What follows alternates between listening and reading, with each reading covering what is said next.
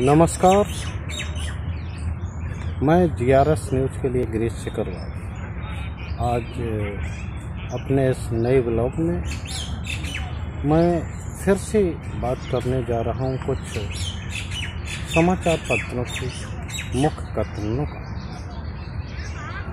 इस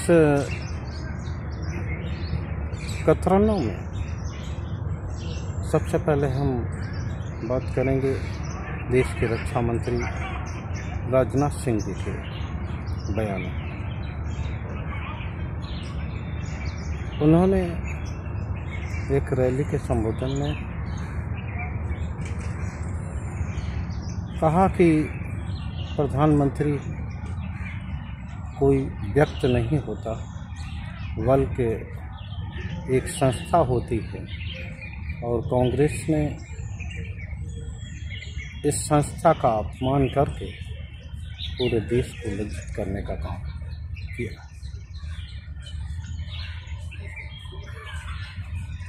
राजनाथ सिंह जी बात कर रहे थे कांग्रेस के राष्ट्रीय अध्यक्ष मल्लिकार्जुन खड़गे के उस बयानों पर, जिन्होंने उन्होंने मोदी को रावण की संज्ञा दी।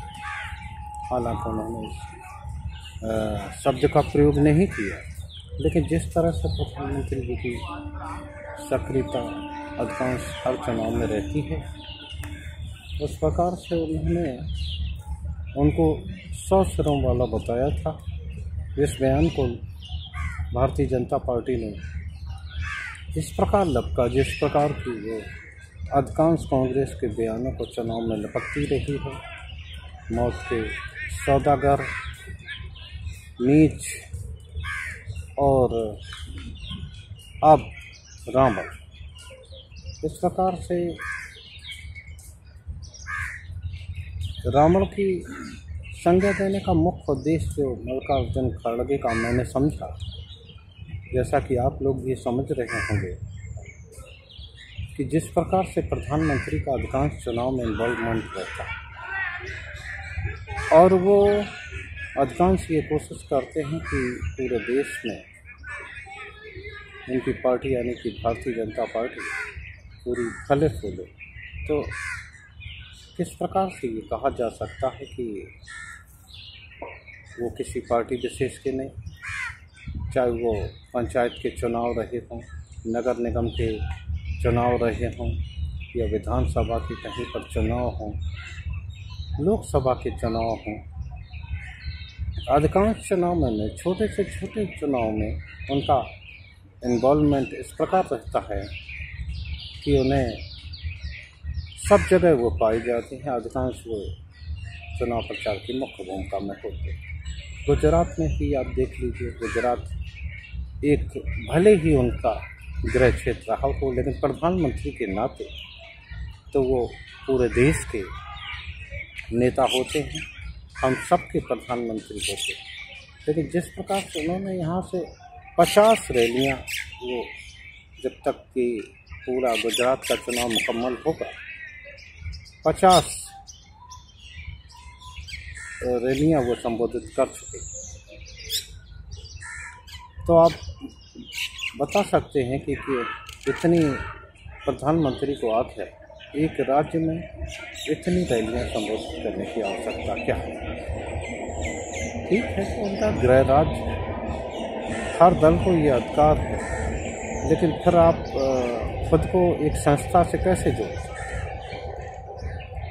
क्या भारतीय जनता पार्टी के माननीय नेता इस बात का जवाब दे सकते हैं कि जब मनमोहन सिंह जी UPA 1-2 में जब प्रधानमंत्री थे तो किस प्रकार का शब्दों का प्रयोग भारतीय जनता पार्टी उनके लिए करती? उनको कभी भी उन्होंने मनमोहन सिंह नहीं, मोहन सिंह कहा करते थे, जबकि वो मनमोहन सिंह का जो व्यक्तित्व है, निश्चित तौर पर वो एक नौकरशाह रहे,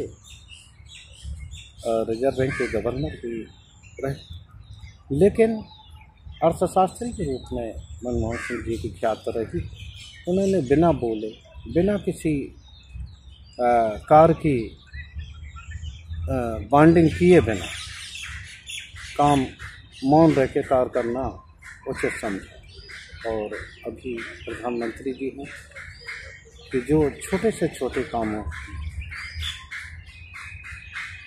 ये अपनी वो लेना चाहते हैं और ये चाहते हैं कि सभी लोग उनको शाबाशी दें। आखिर क्या कोई बताएगा कि प्रधानमंत्री या जनप्रतिनिधि का क्या कर्तव्य होता है?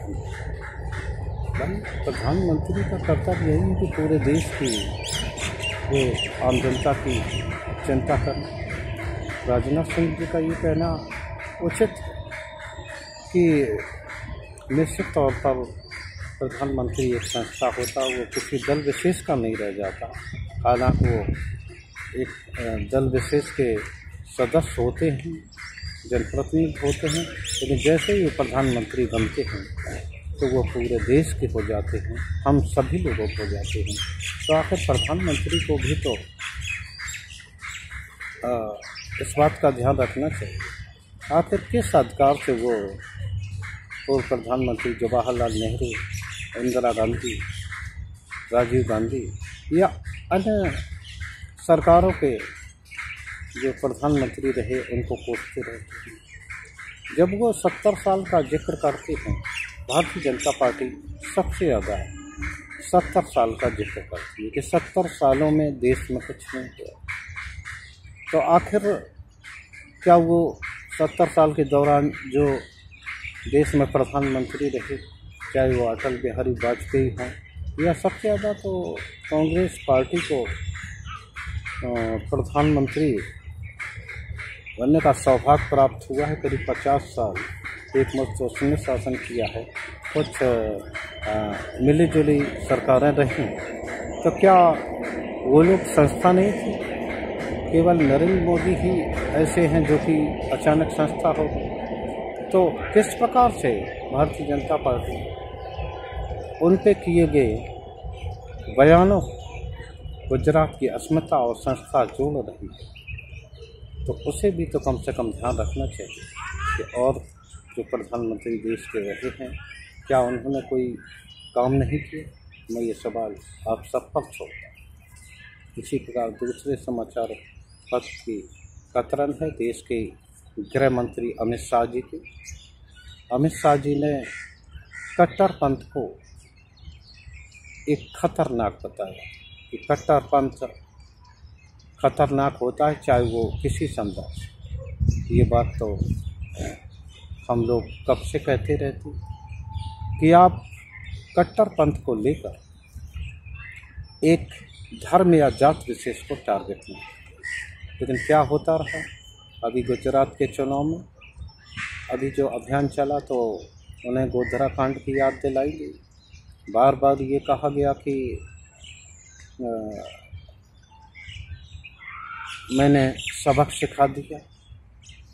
आखिर किसको सबक सिखा दिया? दुर्भाग्यपूर्ण ढंग से गोधरा में एक दुर्भाग्यपूर्ण घटना हुई जिसमें कि कुछ लोगों का हाथ रहा। ठीक है कि वो मुस्लिम वर्ग से जुड़े रहे, उसके बाद पूरे गुजरात में करीब 3-3.5 हज़ार लोग की हत्याएं हुई, तमाम अत्याचार हुए। तो वो तो घटना एक ऐसा बदनुमा दाग थी कि जिसकी सिर्फ निंदा ही की जानी चाहिए। खुद तत्कालीन प्रधानमंत्री अटल बिहारी वाजपेयी ने, जो उस समय के मुख्यमंत्री गुजरात के जो अब वर्तमान प्रधानमंत्री मोदी जी हैं, उनको राज धर्म पढ़ने की सीख दी। हो सकता है कि प्रधानमंत्री जी उस बात को भूल गए हैं कि अगर उनका कार्य उचित था तो एक भारतीय जनता पार्टी के ही पूर्व प्रधानमंत्री अटल बिहारी वाजपेयी ने उन्हें क्यों गोधरा मामले को लेकर टोका था, जिसकी कि हम भारतीय जनता पार्टी भरती है कि उन्होंने सबक सिखा दिया। अपराध कोई भी करे, मेरा स्पष्ट तौर पर मानना है कि वो अपराधी कोई जात धर्म का नहीं होता, वो सिर्फ अपराधी होता है और न ही किसी जात धर्म को देखे बिना उस पर कड़ी कार्रवाई करना चाहिए। लेकिन माननीय गृह मंत्री जी बताएंगे कि बिल्किस बानो के हत्यारों को, जिन्होंने बिल्किस बानो की बेटी के हत्यारों को और जो बिल्किस बानो के साथ जो हुआ शर्मनाक घटना हुई, बलात्कार और ये संबंधी घटना रही, बिल्किस बानो के साथ जो हुआ किस प्रकार उसको डिफेंड कर सकते।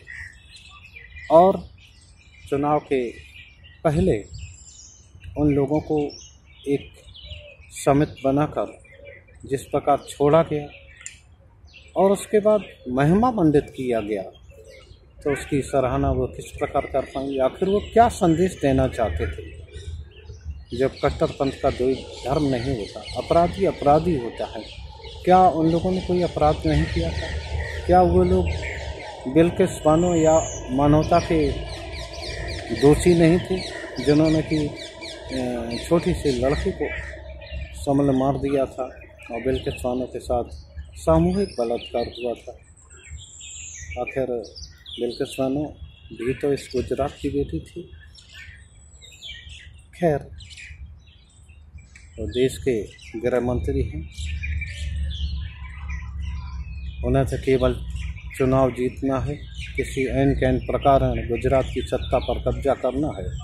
अगर उन्हें कट्टरपंथ बुरा लगता है तो हाल ही में दिल्ली में रोहिणी के प्रयोगशाला से श्रद्धा कांड से जुड़े आफ्ताब का पॉलीग्राफ टेस्ट के दौरान हिंदू सेना के कुछ युवकों ने तलवार से हमला किया था आफ्ताब की बहन पर। क्या गृह मंत्री जी इस घटना की आलोचना कर सकते हैं या अन्य तमाम मॉब लिंचिंग की घटनाएं घटी, क्या उसको डिफेंड कर सकते हैं गृह मंत्री जी? किस प्रकार एक जात धर्म को टारगेट करके उन्होंने या हिंदू संगठनों के जो भी लोग रहे हों उनकी निंदा कर सकते हैं। कोरोना काल का ही हम याद दिलाते हैं गृह मंत्री जी। जब कोरोना फैला तो किस प्रकार एक धर्म को टारगेट करके उनको कोरोना स्प्रेडर बताया गया। क्या आपको ध्यान नहीं रहा गृह मंत्री जी? अब ये बात भी मैं आम जनता पर छोड़ता हूँ। और तीसरी खबर, बेरोजगारी की गिरती दर। एक आंकड़े में ये बताया गया है कि बेरोजगारी की दर निरंतर गिर रही है, लेकिन दूसरी ओर एक खबर है कि पूरे देश में आर्थिक असमानता बढ़ चुकी है। जो 2014 तक जो पूरे देश में करीब 100 लोग अरबपति थे और अब इन्हीं 8 सालों में उनकी संख्या बढ़कर 143 तक पहुंच गई। आरएसएस के सहकारवा हंसराज ने इस बात की आलोचना की है कि जिस प्रकार से असमानता बढ़ती जा रही है और शीर्ष 1% लोगों पर देश की कुल संपदा का 22% हिस्सा उन पर है।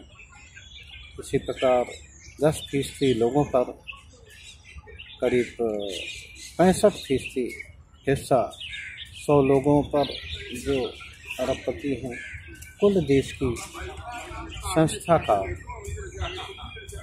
उन पर 65 से 70% हिस्सा। ये स्तर निश्चित तौर पर खतरनाक है। एक तरफ आंकड़े में ये दिखाया जा रहा है कि देश में बेरोजगारी हो रही है, अच्छे दिन आने वाले हैं, खुशहाली होने वाली है, लेकिन दूसरी ओर देश की बहुसंख्यक आबादी को जो कि प्रधानमंत्री बार बार 80 करोड़ जनता को 5 किलो राशन देने की बात करते हैं, तो आखिर ये क्या है? क्या ये विरोधाभास नहीं है कि आपके आंकड़ों में आपको सब कुछ अच्छा दिखाई देता है और देश की बहुसंख्यक आबादी है, या कह लीजिए कि 80 करोड़ जनता जो है वो आपके रहमो करम पर टिकी है कि कब आप हर माह उन्हें 5 किलो राशन देंगे और उनका पेट भरेगा।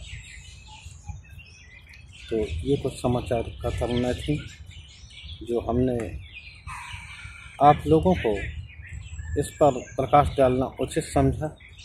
आप लोगों को ये सोचना है कि आखिर किस प्रकार का देश हम लोग बना रहे हैं। क्या कोई सोच सकता है जिस देश की आबादी और बहुसंख्यक आबादी केवल सरकार के रहमो करम पर टिकी है और उसे अपने पालन पोषण करने के लिए 5 किलो राशन की आवश्यकता पड़ रही है? किस प्रकार उस देश को विश्व गुरु माना जा सकता है, या किस प्रकार हम खुद को धन्यवाद कहला सकते हैं? धन्यवाद प्रधानमंत्री जी, धन्यवाद सरकार। तो इस बात को भी हम आप सभी लोगों पर छोड़ते हैं, देश की जनता पर छोड़ते हैं कि आप लोग सोचें, विचार करें और सत्ता से सवाल जरूर करें। जय